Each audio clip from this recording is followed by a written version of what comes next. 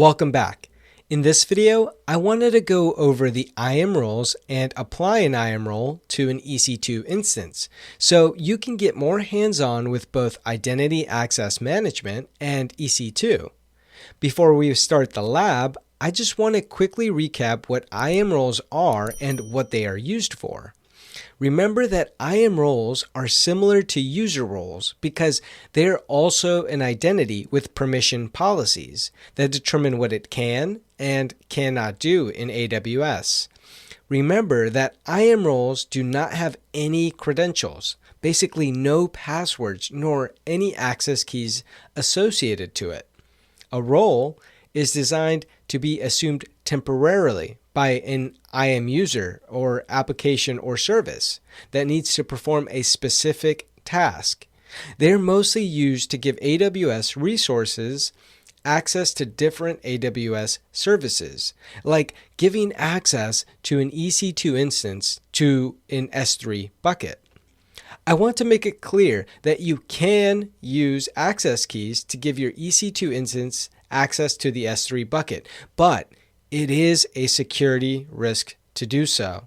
Just because you can do something doesn't mean you should. And this is definitely the case here. You should almost always choose to use IAM role over storing any kind of access keys directly on your EC2 instance. The reason is because if a hacker would be able to get a hold of your administrator access keys, they would have the keys to the kingdom, literally. So please use IAM roles instead. Enough of my public service announcement. Let's get started with the lab.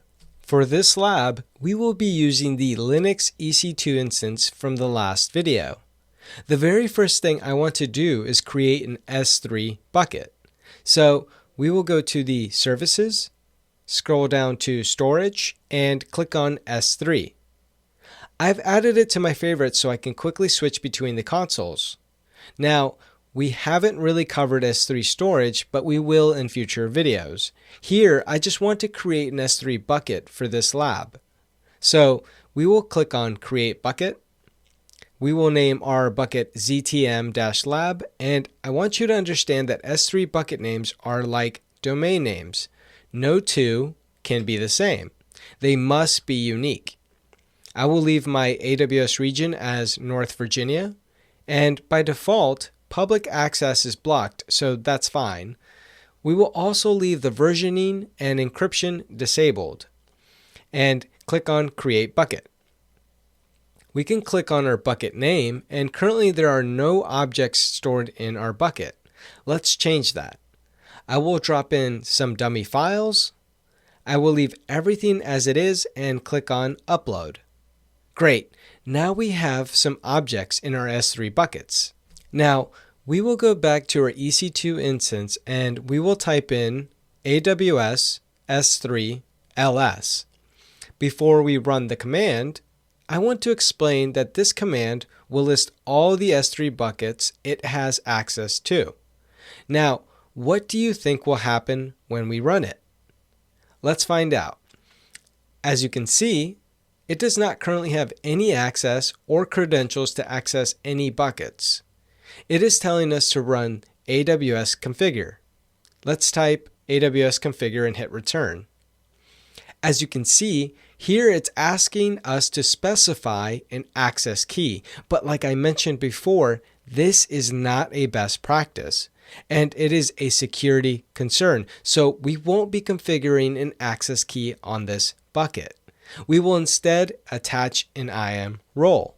Before we attach the role, we need to verify the role has the correct permissions attached to it.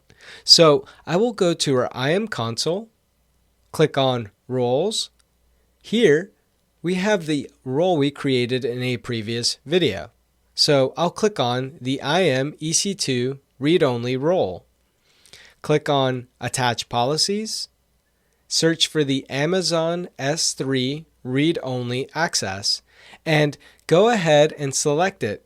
And then we will click on Attach Policy. Now, that our role is ready to go, we can go ahead and go back to our EC2 console and go to our instances. We will select our EC2 instance and click on Actions. In the drop-down, I want you to click on Security and then click on Modify IAM Role.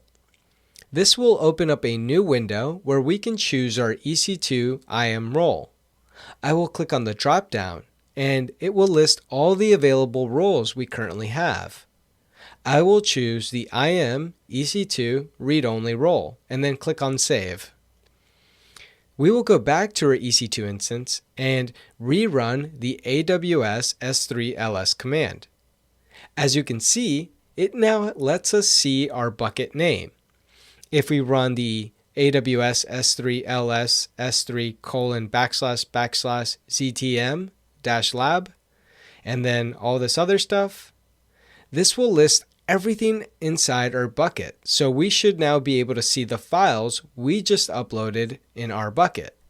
Now, if we go back to our EC2 console and detach the role from the instance, what do you think will happen? Do you think the IAM change will take effect immediately, or do you think it will take a while to take effect? Well, let's see.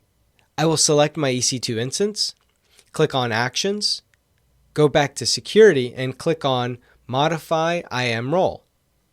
I will click on the drop-down and choose No IAM Role. Then I will click on Save and type in Detach to confirm I want to remove the role.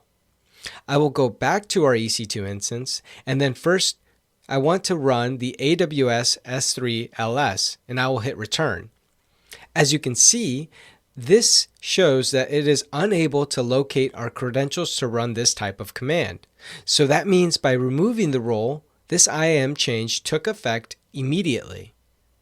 As always, don't forget to terminate any unused resources. I'll see you in the next video.